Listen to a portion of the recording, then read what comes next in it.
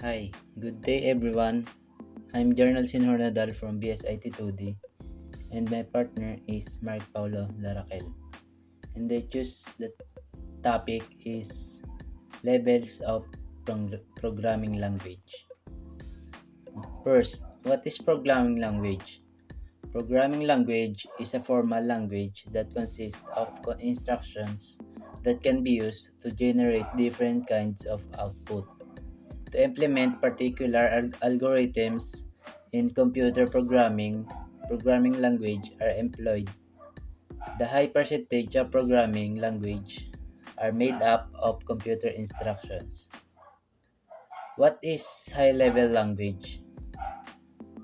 Programming language such as Python, Visual Basic, Java, SOL, and C++ are all class high-level language, as they have been developed to make it easier for programmers to read and write programs. Because high-level language code looks more like normal human language, the high-level language are independent of machines, no aware of the inner operations of the computer on which high-level language programs will be run is necessary for programmers or coders.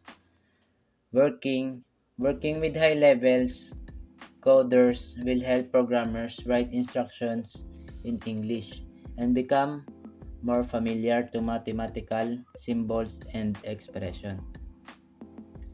What is the advantage of high-level language? Number 1. The high-level language is machine independent. Number 2. It is easier to learn and use. Number 3. Few errors exist during the program development. Number 4. The high-level language provides better documentation. And the last advantage, it is easier to maintain. And the disadvantage of the high-level language is takes the additional to time to translate the source code to machine code. Then the programs of high-level language are comparatively slower than the programs of a low-level language, and it cannot communicate directly with the hardware. What makes their language unique and why is it important? This language have strong abstraction, the style and the context which are more comfortable to learn. It never needs the addressing of hardware constraint when developing a program. What about the low-level language? The computer language are those language by which the user can communicate with the machine. There are various types of programming language. Via we can write the programs.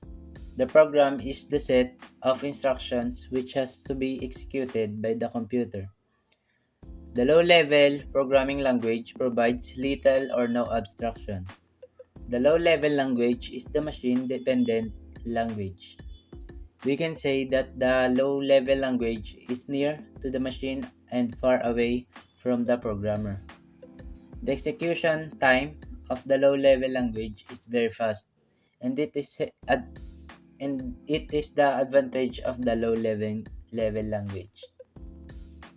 What are the advantage of level language? Programs developed using low-level language are fast and memory efficient. Number 2. Programmers can utilize processor and memory in better way using low-level language. Next is, there is no need of any compiler or interpreter to translate the source to machine code. Thus cut the compilation and interpretation time. Low-level language provide direct manipulates of computer registers and the storage. Next is, it can directly communicate with hardware devices. And what is the disadvantage of low-level language? First, programs develop using low-level language are machine dependent are not portable. Next is it is difficult to develop, debug, and maintain. It is low-level programs are more error-prone. Low-level programming usually results in poor programming productivity. Programmer must have additional knowledge of the computer architecture of particular machine for programming in low-level language. What makes their language unique and why is it important? The process of modifying program is very easy in low-level programs. Here, it can directly map the statements to the processor instruction.